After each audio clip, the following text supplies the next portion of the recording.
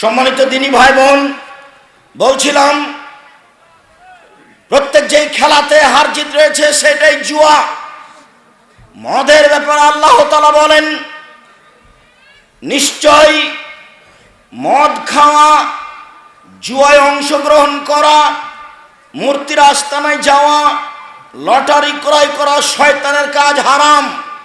যদি লাগে যায় 40 লক্ষ টাকা, এই বলে যদি আপনি 10 টাকা দিয়ে লটারি কিনেন, 20 টাকা দিয়ে, 50 টাকা দিয়ে, মরা পর্যন্ত এই পাপের জন্য তওবা করতে হবে, তবুও ক্ষমা হবে কিনা বলা যায় না। এক থাপ্পড় দিয়ে মুসা আলাইহিস সালাম একজন লোককে মেরে দিয়েছিলেন। মরা পর্যন্ত মুসা আলাইহিস সালাম বলেছেন, রব্বি ইন্নী যালামতু নাফসি ফাগফিরলি। হে আমার প্রতিপালক, মুসাকে এক থাপ্পড় দিয়া, হে আমার প্রতিপালক, আমি লোকটাকে এক থাপ্পড় দিয়ে মেরে দিয়েছি, তুমি আমাকে মাফ করো। সারা জীবন বলার পরে বিচারের মাঠে উঠবেন, উঠে যখন আমরা যাব তখন মুসা আলাইহিস সালাম বলবেন, না না না না না না, আমি তোমাদের কিছু করতে পারবো না, যাও যাও যাও যাও যাও। আমি একটা থাপ্পড় দিয়ে একটা লোককে মেরে দিয়েছিলাম, সেটারই যে কি হয়, আমি নিজেই বাঁচি কিনা আবার তোমরা।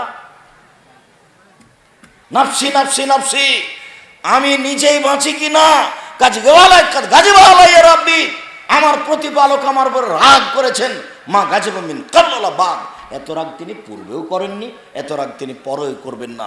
আমার যে কি হয় তা আমি নিজেই বুঝি না, আমি তোমাদের কিছু উপকার করতে পারবো না, তোমরা এখান থেকে যাও। পাপ কি বলেন তো? একটা কি পাপ? মানুষকে হত্যা করা। ওইটা যেমন পাপ, 20 টাকা দিয়ে লটারি করা, দুটাই পাপ, একই পাপ, কোনো পার্থক্য নাই।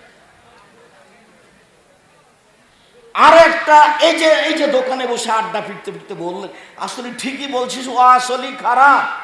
এই পাপটা কেমন? একটু আগে যে আপনি মানুষের জমি দখল করে নিয়েছেন, 20 শতক জমি দখল করে নিয়েছেন, 20 শতক জমি, ওইটা যত পাপ এটাও তত পাপ। ওটাও মানুষের হক নষ্ট, এটাও মানুষের হক নষ্ট। আপনি মনে করছেন আমি কিছুই করিনি, আমি খালি বলেছি ঠিকই বলেছি, আসলে খারাপ। এটাও মানুষের হক নষ্ট, ওটাও মানুষের হক নষ্ট। সব ছেলেরাকে জমি লিখে দিয়েছেন, এখানে বহু মুরব্বী আছে, ভালোবাসা দেখিয়ে বেটা ছেলেরাকে জমি লিখে দিয়েছে, ঢং শুরু করেছে, পৈতৃক সম্পত্তি, বাপের সম্পত্তি। যতক্ষণ পর্যন্ত ছেলে আপনাকে হত্যা না করেছে ততক্ষণ পর্যন্ত ছেলে আপনার জমি পাবে। আপনি কেন তাকে বললেন, তোকে ত্যায্যপুত্র করলাম, তোকে ত্যায্যপুত্র করলাম, তোকে বাড়ি থেকে বের করে দিলাম, তুই বাড়িতে উঠিস না, তুই আমার জমিতে উঠবি না, তুই আমার ডেহিতে উঠবি না, এত চিল্লাচ্ছেন কেন আপনি? ছেলে আপনাকে মেরেছে, ছেলে আপনাকে গালি দিয়েছে, তাড়াহুড়া করে অজু করেন, অজু করে এসে ঘরে ঢুকে 2 রাকাত সালাত আদায় করে উপরে বলেন, না আমি তো এই ছেলে চাইনি, আমি তো এর চেয়ে ভালো চেয়েছি, তুমি আমাকে ছেলে ফেরত দাও, এখনই দিতে হবে, এখনই দিতে হবে। যদি বলতে হয় তাহলে হাত এই পর্যন্ত উঠাতে হবে, হাত দুটা জমা করতে হবে, এর প্রয়োজন নাই, জমা করলে কোনো সমস্যা নেই, এরকম করে থাকতে পারে, এখনই দিতে হবে। সেটা যদি পানি চাওয়া হয় তাহলে এভাবে, এখনই দিতে হবে। সেটা যদি অন্য কিছু চাওয়া হয় তাহলে এভাবে, আর স্বাভাবিক হাত তোলা হবে, কাঁধ সামনাসামনি, এভাবে। জমাও হতে পারে, ফাঁকাও থাকতে পারে। আমি মনে হয় কথা বুঝাতে পারি না। এখনই দিতে হবে, আমাকে ছেলে এখনই ফিরিয়ে দিতে হবে। আমি এরকম ছেলে তোমার কাছে চাইনি। ছেলে তাড়াহুড়া করে 5 মিনিট 10 মিনিট পরে এসে পা ধরে নিয়ে পড়ে গেছে, আব্বা আমার ভুল হয়ে গেছে, আপনাকে গালি দাও, আব্বা ভুল হয়ে গেছে, আমাকে মাফ করেন। এর নাম ছেলে। আপনার আল্লাহ আপনাকে ছেলে কি করে দিয়েছে? ফিরিয়ে দিয়েছে। আপনি ত্যায্যপুত্র বলে কোনো লাভ নাই। কোটিবার যদি বলেন তোকে ত্যায্যপুত্র করলাম, আপনি মরে যাবেন, তোকে জমি নিয়ে নিবে, নিয়েই নিবে, নিতেই হবে, এটাই ঠিক। আপনার কথাটা বৃথা। হক নষ্ট করতে যায় নাই ছেলে, তোমাকে আমি বলে দিয়েছি, তোমাকে আমি শতবার বলেছি, কথার সাথে আমার মুনাফিকি করো না। তোমার বাপকে আমি বলতে বলেছি, আব্বা ভাগ্য নিয়ে দুনিতে এসেছি, ভাগ্য ছেড়ে আসিনি, কি করে খাবো এটা ভাগ্যে লেখা আছে। যেহেতু ভাগ্য নিয়ে এসেছি আব্বা, কাজে ফুফুর জমি খেতে রাজি নয়, আগে ফুফুকে জমি ভাগ করে দেন। আমি তোমাকে দেখিয়েছি যে তোমার দাদা 15 বিঘা জমি রেখে গেছে, তোমার বাপ নিবে 10 বিঘা, আর তোমার ফুফু নিবে 5 বিঘা। তুমি বলো তো, তোমার ফুফু নিবে সকালে, তোমার বাপ নিবে সকালে, আর তোমার ফুফু নিবে বিকালে, এরকম না একসাথে? একসাথে। 10 বছর হলো তোমার দাদা মারা, এখনো তোমার বাপ দেয়নি। কষ্ট নিও না, তোমার বাপকে আমি কুকুর শরীরের চেয়ে খারাপ প্রমাণ করতে চেয়েছি, এটা দিয়ে আমি তোমাকে কষ্ট দিতে চাইনি, এটা দিয়ে তোমরা বাপ বেটাকে নীতি শিখিয়ে দিতে চেয়েছি, অন্যায় হচ্ছে। দেখুন, রাজশাহী চাঁপাই নবাবগঞ্জ বলে হাত থেকে ঢেল ছুটে গেলে যেমন ঢেল ধরা যায় না, শ্বাস বন্ধ হয়ে গেলে তেমন পাপকে ঠেকানো যায় না। হাত থেকে ঢেল ছুটে গেলে যেমন ঢেল ধরা যায় না, শ্বাস বন্ধ হয়ে গেলে তেমন পাপকে ঠেকানো যায় না। অতএব শ্বাস বন্ধ হওয়ার পূর্বেই নিজেকে সোচ্চার হতে হবে। সম্মানিত দিনী ভাই বোন, লটারি ক্রয় করা চিরদিনের জন্য হারাম। কোনোদিন লটারি ক্রয় করবেন না, ওর নাম জুয়া। কোনোদিন জুয়া খেলায় অংশগ্রহণ করুন না, হারাম, মহাপাপ। আবু সাঈদ খুদরি রাদিয়াল্লাহু তাআলা আনহু বলেন, রাসূল সাল্লাল্লাহু আলাইহি ওয়াসাল্লাম বলেছেন, মান শারাবা ইয়াওমান লাম ইয়ারজাল্লাহু আনহু আরবাইনা সাবাহান। কেউ যদি নেশাদার দ্রব্য একবার পান করে তাহলে 40 দিন আল্লাহকে নিজের দিকে করতে পারবে না। 40 দিন। এমন কোনো পাপ নাই যার বিবরণ এরকম, যে না মহাপাপ, তবে বিবরণ এরকম নয়। সুদ মহাপাপ, তবে বিবরণ এরকম নয়। 40 দিনের সাথে আর কোনো পাপ জড়িয়ে নেই। কেউ যদি একবার নেশাদার দ্রব্য পান করে তাহলে 40 দিন আল্লাহকে নিজের দিকে করতে পারবে না। আল্লাহ আমার ভুল হয়েছে, আল্লাহ আমার ভুল হয়েছে, আল্লাহ আমার ভুল হয়েছে, আস্তাগফিরুল্লাহ ওয়া আতুবু ইলাইহি, আস্তাগফিরুল্লাহ ওয়া আতুবু ইলাইহি। এটা 40 দিন পরে শুনবেন। আর কে যদি জেনা করে দিয়ে বলে আল্লাহ আমার ভুল হয়ে গেছে, মাফ করো, 2 চোখের পানি ঝরছে, তখন আল্লাহ বলবো আচ্ছা ঠিক আছে, যাও যাও, মাফ করে দিলাম, যাও। 40 দিন নাই। মদ খুব খারাপ জিনিস। আবু হুরায়রা রাদিয়াল্লাহু তাআলা আনহু বলেন, রাসূল সাল্লাল্লাহু আলাইহি ওয়াসাল্লাম বলেছেন, মান শারাবাল খামরা লাম তুকবাল লাহু সালাতুন 40 লাইলা। কেউ যদি নেশাদার দ্রব্য পান করে তাহলে 40 দিন তার নামাজ কবুল হবে না, সালাত কবুল হবে না। 40 দিন সালাত কবুল হবে না। 40 দিয়ে আল্লাহ নবী উল্লেখ করেছেন। এটা কি জিনিস? এরকম আলোচনাগুলো যখন আমি করি তখন আমার মাঝে মধ্যে ধাক্কা খাই যে আসলে 3 শ্রেণীর মানুষের সাথে আল্লাহ কথা বলবেন না। তো এক শ্রেণীর হলো মিথ্যুক দায়িত্বশীল, মিথ্যুক হেড মৌলানা, মিথ্যুক হেডমাস্টার, মিথ্যুক চেয়ারম্যান, মিথ্যুক মেম্বার, মিথ্যুক এমপি, মিথ্যুক মন্ত্রী, মিথ্যুক গ্রামের সর্দার। যারা মিথ্যা কথায় দায়িত্ব পালন করে ওর সাথে আল্লাহ কথা বলবে না, যা তোর সাথে কথাই নাই, জাহান্নাম জান্নাত পরে কথাই নাই। 2 শাইখুন জানিন, বেশে বসে যে জেনা করে তার সাথে আল্লাহর কোনো কথাই নাই, যা তোর সাথে কোনো কথাই নাই, তুই বেশে বসে জেনা করলি কেন। 3 টাকনোর নিচে যে কাপড় পরে তার সাথে আল্লাহ কথাই বলবেন না। আচ্ছা বলেন তো এটা কি পাপ? আমি মনে মনে বলি, টাকনোর নিচে কাপড় নাই পরলাম, তা আমি তো কারো টাকা পয়সা ছিনিয়ে নিয়েছি কি?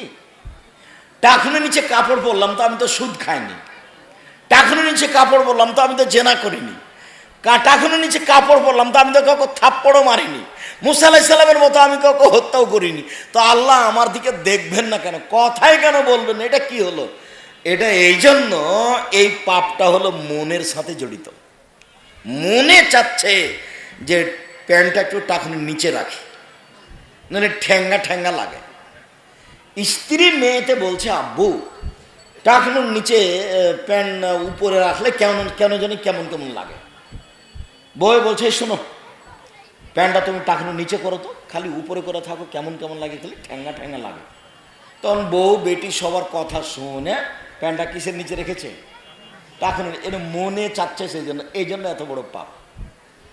একটু পরে আপনাকে বলবো, সে হাদিসটা এখানে একটু বলে রাখি। আল্লাহ রাসূল বলছেন যে 4 শ্রেণীর মানুষ জাহান্নামে যাবে। 4 শ্রেণীর মানুষ। 1 মধুমেলন খাম, নিয়মিত বিড়ি তামাক জর্দা সিগারেট গুল নেশাদার দ্রব্য খায় পান করে যারা, ওরা জাহান্নামে যাবে। 2 কাম্মার, জুয়া খেলে যারা। 3 খোটা দেয় যারা, এই কথাটা খোটা দেয় যারা। 4 বাপ মাকে মানে না যারা। এই 4 শ্রেণীর মানুষ জাহান্নামে যাবে। তা একটা কথা এখন বলতে চাচ্ছি, খোটা দেওয়া। খোটা দেওয়া কি? গরিব ছেলেটা আমাকে বলল, আব্দুর রাজ্জাক সাহেব, হুজুর আপনি তো মানুষের প্রতি ভালোবাসা দেখান, আমি খুব গরিব মানুষের, যে আমি কিছু করতে পারি না, তা আমাকে একটু 20,000 টাকা দেন, আমি একটা ভ্যান কিনবো। দিলাম, আচ্ছা ঠিক আছে যাও। তো একটা ভ্যান কিনেছে। পরের দিন আমি বলছি, আহমাদ একটু ভ্যানটা আনো তো, আমি একটু ভিন্ন করে বাজারে যাব। তো আসেনি। তখন পরের দিন দেখা যায়, বেকো ভাই তোকে কালি 20,000 টাকা দিল রে, তুই একটু কথা শুনলি না, এর নাম খোটা দেওয়া। আমার তো মন চাচ্ছে ওকে কিছু বলি, বুঝতে পারেননি কথা মনে হয়। ওকে কালি আমি 20,000 টাকা দিলাম, আর ওকে আমি ডাকলাম, আমি বিপদে পড়ে, কোনো ভ্যান গাড়ি কিছু নাই, তুমি একটু তাড়াতাড়ি নিয়ে আসো। ও আসলো না। যখনই দেখা হয়েছে তখনই আমি বলেছি, এই তোকে কালি 20,000 টাকা দিলাম রে, তুই একটু কথা শুনলি না, তুই কেমন মানুষ, এর নাম কি বলেন তো? খোটা দেওয়া। মনটা তো চাচ্ছে যে একটু বলি, তো এইটা মনের সাথে জড়িত, সেই জন্য এত বড় পাপ। বুঝাতে পারেননি কথা মনে হয়।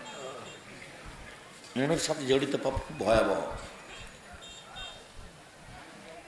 উসমান রাদিয়াল্লাহু তাআলা আনহু বলেন, রাসূল সাল্লাল্লাহু আলাইহি সাল্লাম বলেছেন, লা ইজতানিবুল খামরা, পৃথিবীর মানুষ তোমরা নেশাদার দ্রব্য পান করো না, ফাইন্নাহু উমুল খাবায়েস, নেশাদার দ্রব্য পান করা হলো পাপের মা।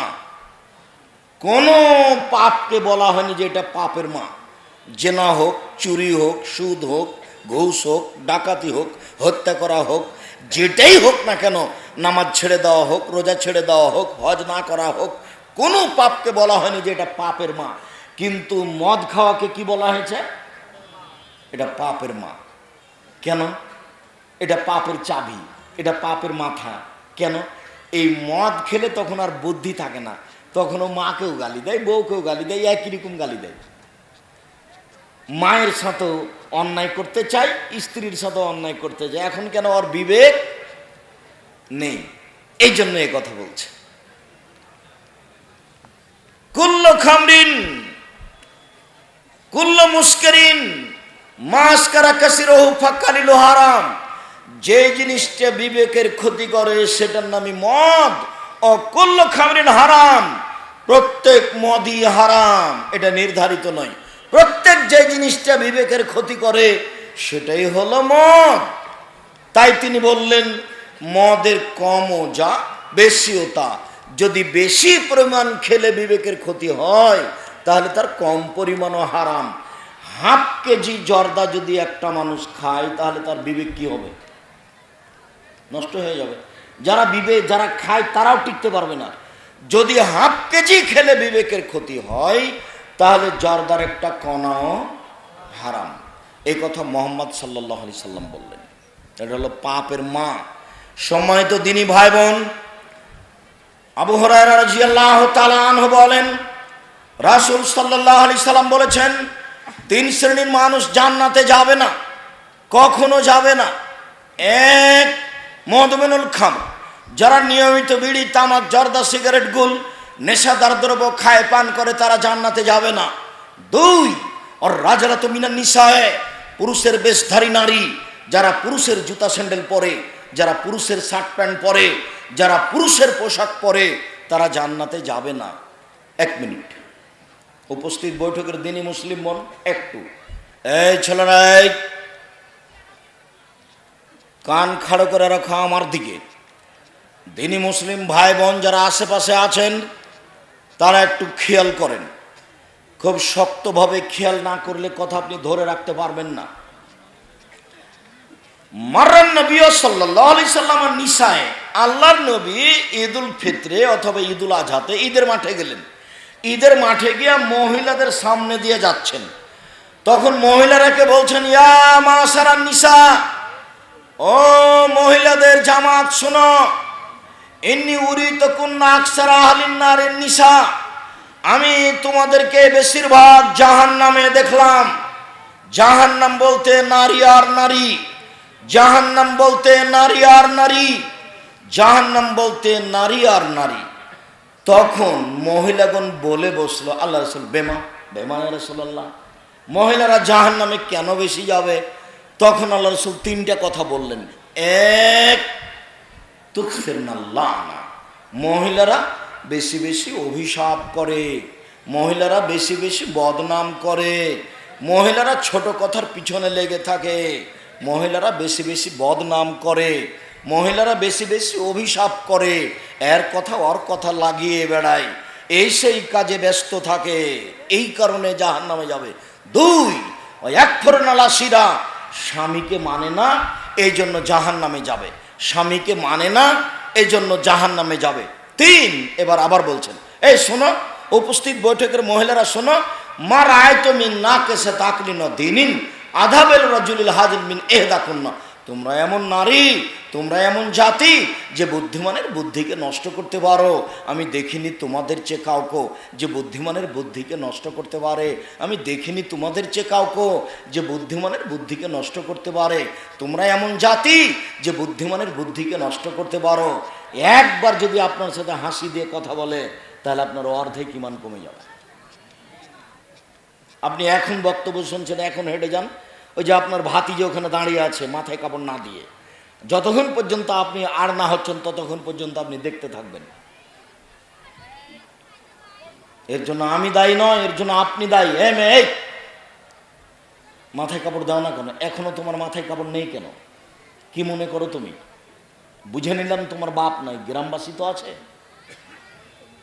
বুঝে নিলাম তোমার মা নাই, চাচি খালা ফুফু তো আছে, তারা তো তোমাকে দেখবে। জাহান্নাম বলতে নারী আর নারী, 3 শ্রেণীর মানুষ জাহান্নামে যাবে। তার 1 শ্রেণীর মানুষ যারা পুরুষের পোশাক পরে, মহিলা পুরুষের শার্ট প্যান্ট পরে, পুরুষের জামা কাপড় পরে।